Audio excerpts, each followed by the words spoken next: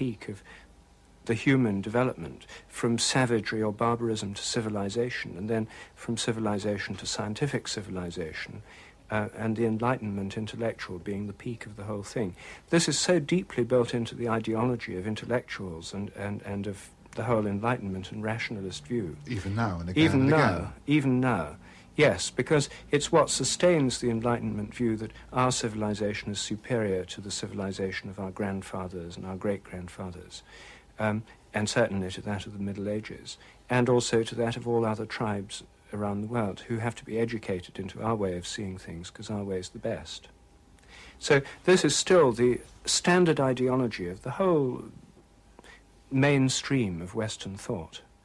And given the fact that that kind of ideology came first, and then the evolutionary picture of life was added on, so you then saw the progression from the primeval slime as animals then crawled out onto land, and then monkeys swung in trees, and finally it ends up with civilized man, and nowadays, of course, people would say civilized woman as well.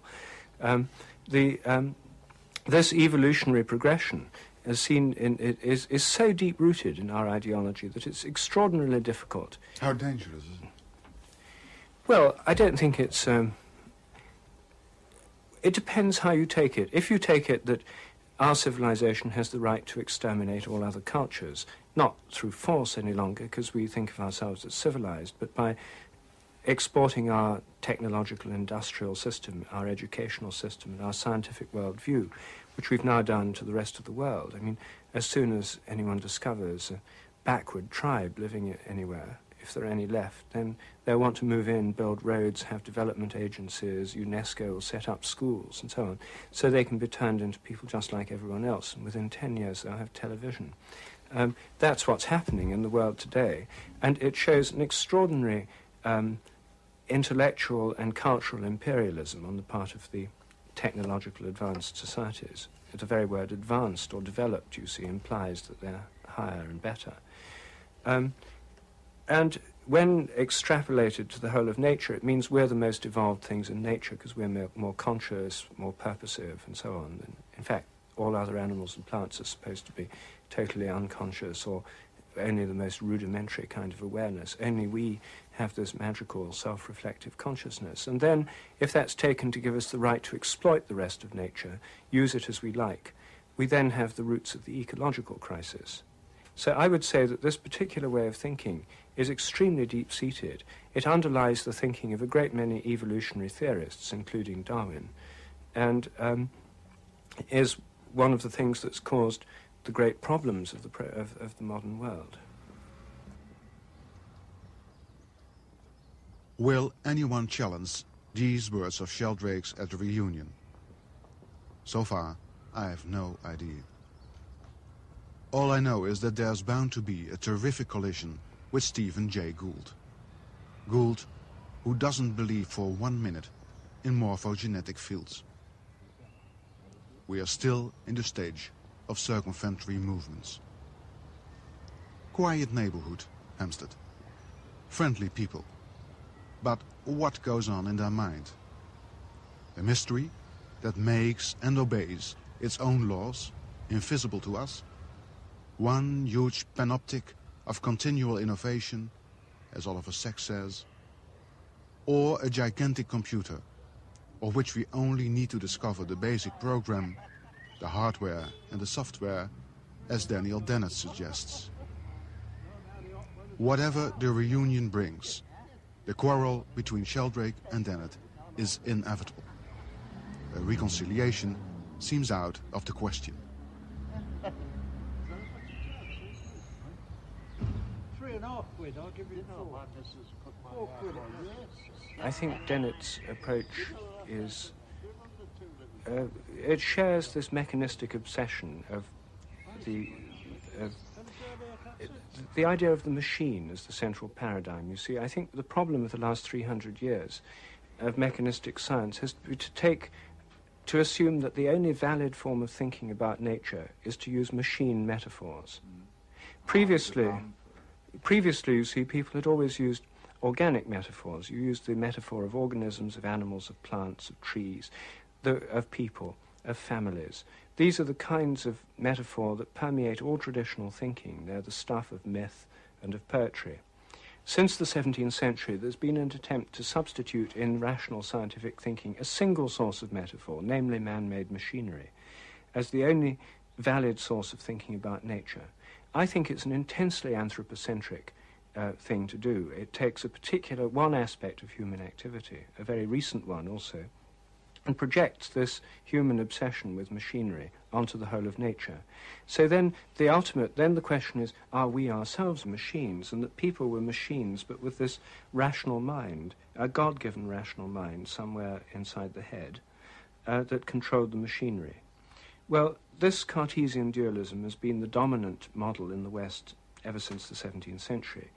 And the main way that people try to deal with it is by denying that there is anything autonomous about the rational mind. The materialist wants to say, well, we're machines just like everything else in nature. And so then you have to explain the thinking, conscious mind. So then you have to say, well, we're intelligent, thinking, conscious machines. But there aren't any intelligent, thinking, conscious machines.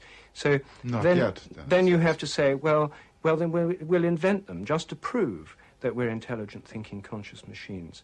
And so this is the striving for artificial intelligence, to make intelligent, thinking, conscious machines, the ultimate purpose of which is to prove that we're nothing but machines. Well, since machines are made by people in the first place, it seems to me such a futile, and it's like a dog chasing its tail. It seems to me an entirely futile exercise, and I can't get very engaged with this entire quest to try and prove through enormous intellectual convolutions, through frightfully clever arguments, that we're nothing but machines, by imagining that our brains are some kind of self-programming computer of a type that doesn't actually exist, but of which we're promised there will be examples at some time in the future. The problem, you see, with materialists is that we're not thinking machines, and there are no thinking machines. And so they have to keep pretending that they will exist. They can have computers, can play chess and so on. That at some time in the future there will be this amazing thinking machine. Well, it's fully conscious, like we are. Well, then, of course, the question is, how do we decide whether it's fully conscious or not? And this, of course, gives philosophers...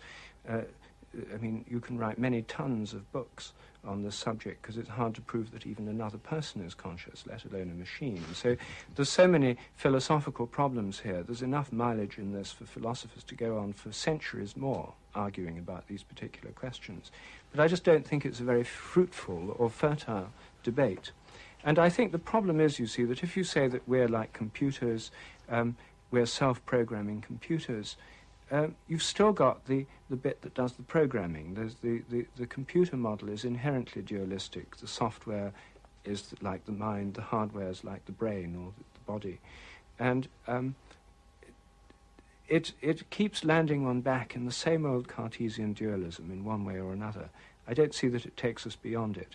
And of course the idea of thinking of the brain as a computer is just a way of trying to update the machine metaphor, to use the latest technology. Well, Dennett wrote, for instance, the idea that the self or the soul is really just an abstraction strikes many people as a simple and negative idea, a denial rather than anything positive. But in fact, it has a lot going for it, including a somewhat more robustly conceived version of potential immortality than anything to be found in the traditional ideas of the soul. Abstractions.